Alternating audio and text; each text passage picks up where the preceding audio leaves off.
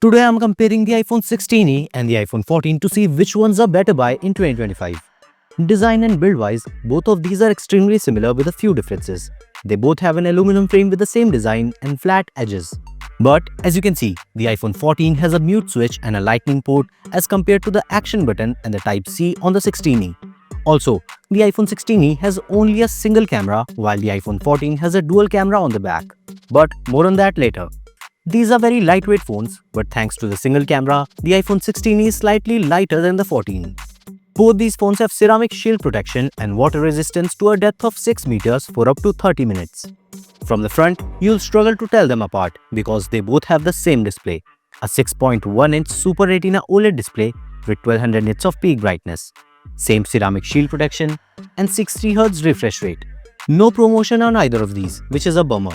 Because if you're getting a smartphone in 2025, anything less than 120Hz straight up feels outdated.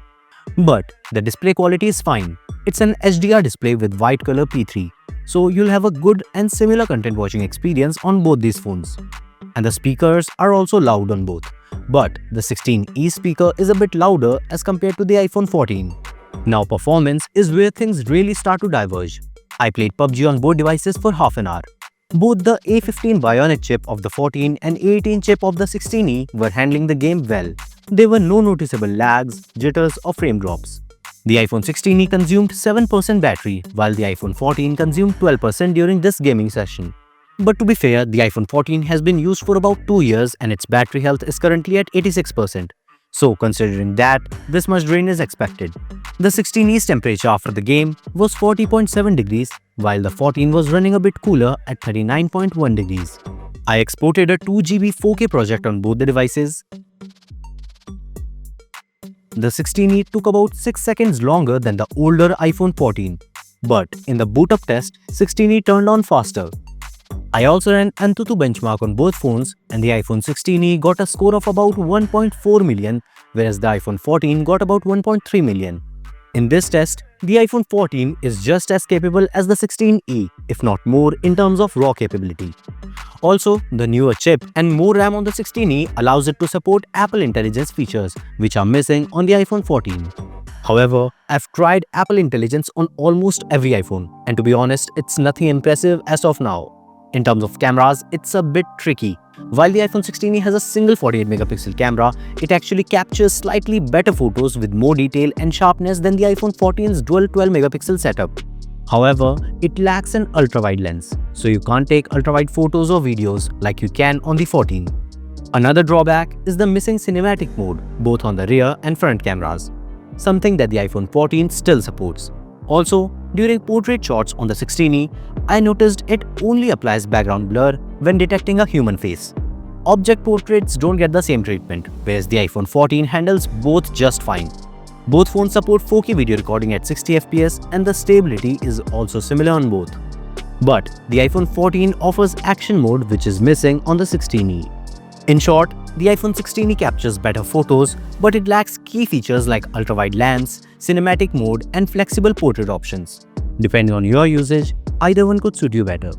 As for the battery life, the iPhone 14 has a 3279 mAh battery, whereas the iPhone 16e has a larger 3961 mAh battery. Both can last a full day on normal usage, probably due to their slow 60Hz displays. But thanks to the larger battery, power-efficient A18 chip and the new C1 modem, the 16e sips power instead of gulping it, making it last significantly longer than the iPhone 14. According to Apple, you can expect around 5 to 6 hours difference when streaming or watching videos. In day-to-day tasks like browsing, watching YouTube or messaging, I consistently got more screen on time on the 16e. And in terms of charging, the iPhone 16e comes with a Type-C port.